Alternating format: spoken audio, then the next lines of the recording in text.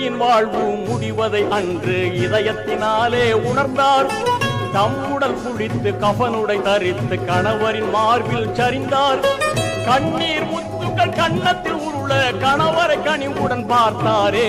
கண்ணியரே அன்னையரே கொஞ்சம் நில்லுங்கள், கண்மணியா பாத்திமாவின் சரிதம் கேளுங்கள்.